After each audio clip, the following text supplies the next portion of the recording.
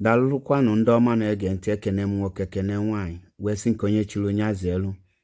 Ndị be anyị, ife onyonyo a unu ga-awọchị kịta, ndị a bụ ndị kpatalụ ala Igbo, ala Biafra nje ada yala yala. Ọwụ ndị anụ a bụ ihe na-eme ndị Nigerian terrorists in uniform akpọ ndị amị nju bịa na-agbagbuchi ndị Igbo innocent Biafrans. Ọwụ ndị akpata ndị ebube agụ nji egbuchichi innocent Biafrans. Onda na ebe ha pụta ha na-eme ife ịtọrọ mmadụ iji wee nala ego nke a na-akpọ kidnapping. Ha mechezie anya ha jee gbakasị ndị security ndị Nigerian security egbe. Ha nwa aga-azụ ndị Nigerian security abịazie na-egbuchichi innocent Biafrans. Anyị cheta enwudogo ha kịta ka ekeju enwudo ha. Anyị ma na IPOB leadership ewepụtago some of the ESN ka ha bịa na elu ala Biafra ka ha yala ịnọ n'ime ọhịa to eradicate all these people na commit this crime, to eradicate criminality out of our land. And ndị nke a kịta ị ga-eji ha set here example for others to learn. Watch anụ the video kunu ofu ha onda na-eme ala Igbo ji agba yala yala. Nya malụ na mma ma kesa ya ka ndị ọzọ ndị kechọrọ ịbanye na ntọ ma ịchọ ịdị na-eme ihe ala Igbo ya eji na-agba yala yala iju ya na-ebute ihe ndị Nigerian terrorists in uniform ga-eju ebịa na-egbuchichi innocent Biafrans ka ha wee nwee ike chegharịa, maka na enweta ha enweta afọ ha ga-abụ ndo. Watch anụ ya bụ ife onyonyo. Ndewonu. Udo dere nnụ ibe ọbụla nnọ n'ọwụ ndị Imo steeti Oru East local government area. Awọ mma ekele m unu. Awụ m nnụ ka nnụ nwere anụ voice ha ihe a na especially ebe ihe amega ewu na Ụmụokwe Ezeawo 1 ebe ndị ebube agụ bịara n'abalị a bịa bụrụ almost 15 boys.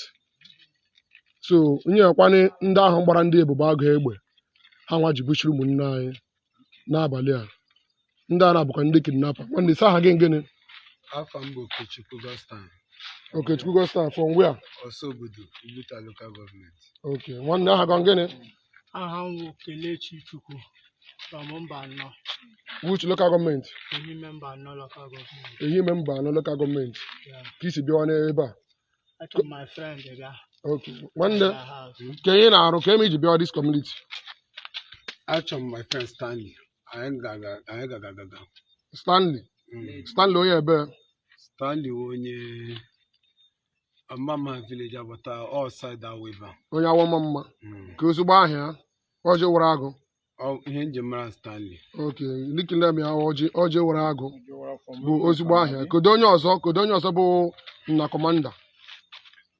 Derrick. From where? From Okpodo. Okpodo.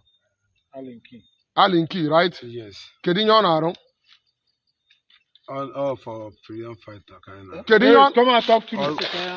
ọ na-arụ? Amara m ife ọ na-arụ. Yeah. Business, so many business. Kemi di chọrọ abịawa this community. Okay. Ke business di chọrọ abịawa. Ihe nyi chọrọ abụ na ọsọ anyị nwere business anyị na-aga. Which business?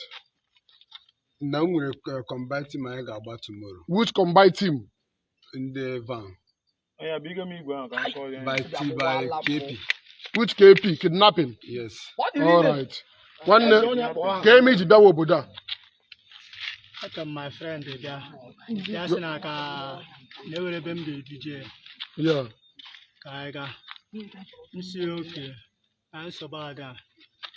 Na-esorozie ya. Bịawazie n'obodo ya.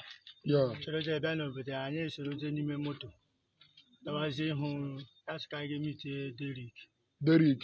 Yeah. From Okpodo, ba? Yeah. Alinki. Yes. That is nobody for kidnapping. Yes. Okay. Mgbe m bịara ama m ya bịazi ime. But ya nwere onwe ya ma anya nụbaji ime. Yes, but ọ gwa m. Nna abụọ ka onye ebu egbe. Ewa bụ egbe. Onye nke a.